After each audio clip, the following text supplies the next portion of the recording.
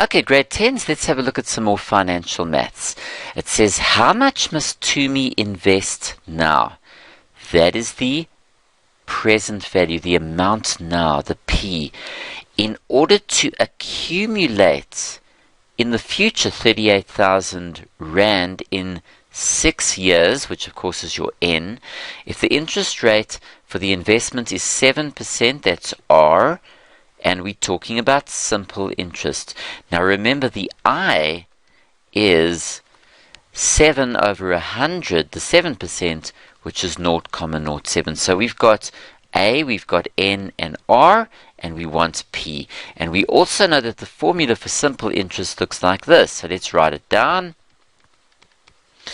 A is equal to P, 1 plus IN. Okay, let's plug in what we know. We've got A is 38,000, P into 1 plus the I multiplied by N. Okay, now if we use a calculator to evaluate this, I'm just going to write the calculation down so I've got it, and then I'm going to bring up my little calculator there. Okay, let's cancel it and let's start. We've got 1 plus 0.07 multiplied by 6 is 71 over 50, which if you go S to D, it's 1,42. Okay, so here we go, 1,42. So let's write it in there. 38,000 is P, 1,42. All we have to do now is divide both sides by 1,42, and we will then get P equal to, now let's check, it's 38,000. I'm just going to go down here and let's write the calculation down. Okay, and let's bring up our calculator, cancel it, and let's start. Open the fraction button. So it's 38,000. Scroll down, put in 1.42, and we get 26,760,56. Great, so let's write the answer in. So that's going to be 26,760,56. There we go, and we've got our value for P. Okay, a little bit different to the previous lesson where we only really worked with finding A. Okay, should we look at it from a compound interest point of view? Let's have a look at this one. How much must Tumi invest now? So there's P. In order to accumulate 800,000 in 4 years' time, if the interest rate is 18%, remember, divide, there's your I as 0,18, and we're talking about compound interest, which of course brings to mind this formula here. Okay, let's plug in what we know. Well, we've got A as 800,000 is equal to P, 1 plus 0,18 to the exponent N, which is 4. Now careful with this. This is 800,000 is equal to P. This is pretty easy. We don't really need a calculator for that. And what I'm going to do is then I'm going to divide both sides by the 1,18 to the 4, giving me P. Now let's see what P would then be. Okay, so P would be then equal to, so we're going to work out in the calculator what that's going to be. Let's write down the calculation so we can then remember it there, and bring up our calculator, cancel, and let's do the calculation. So it's 800,000 divided by 1.18 to the exponent 4. Okay, and then that equals, look at that, it's 412,631,10. Okay, let's write that in. So that gives you 412,631,10. Okay, and we've got our answer here.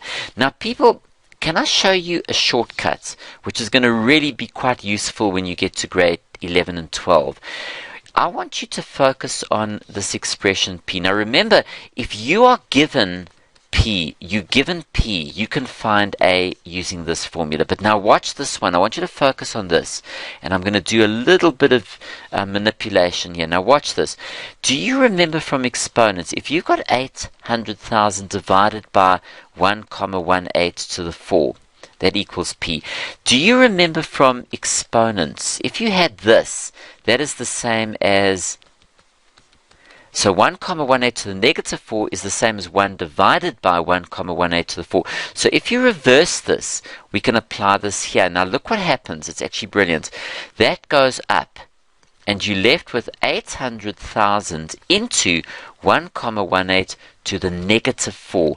Now what that looks like, it's actually quite easy to visualize. If you've got P is 800,000, 1,18 to the negative 4, that is A.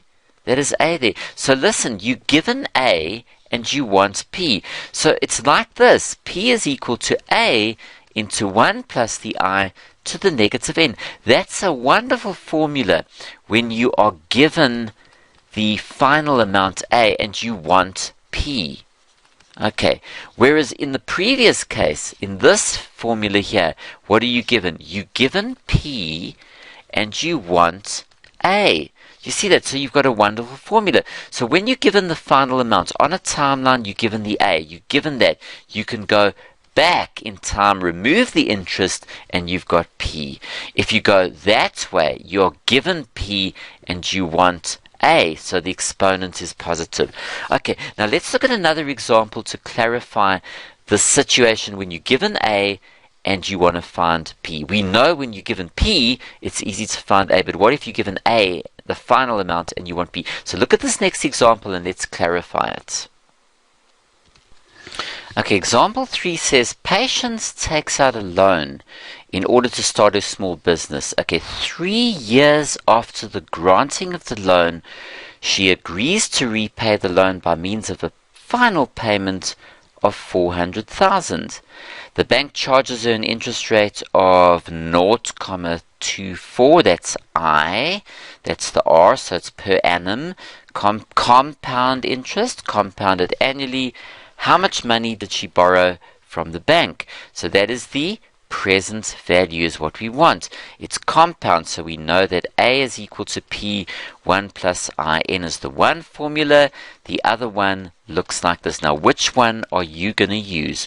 Okay, what do we want? We want the present value. That's what we want. What are we given?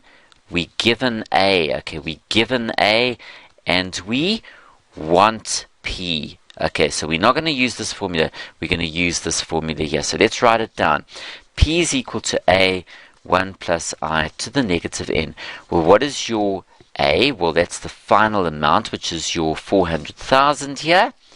Okay, so let's write it in there. So it's 400,000, 1 plus 0.24, I think, is your interest rate. Let's just see your I, good. And then your, if you look at it as compounded, it's the number of years is 3. So we can then go and put in negative 3. And let's work that out in a calculator and see what we get. So I'm going to tidy this up a little bit before we do it. This is easy. 1.24 to the negative 3. So let's bring up a calculator and calculate that quickly. Let's see what we get. Here we go. So let's put it in. 400,000 into 1.24 to the exponent negative 3. So let's see what we get here. Well, it's 209,794 Rand and 90 cents. So let's write that in there. So this gives you, very simply, 209,794, 90. And there we go. Now, people, it's actually very easy if you think about it. If you're on a timeline for 3 years, let's just put a timeline. Let's make it in 3-year period. Look, you start, that's your P, 209,794,90.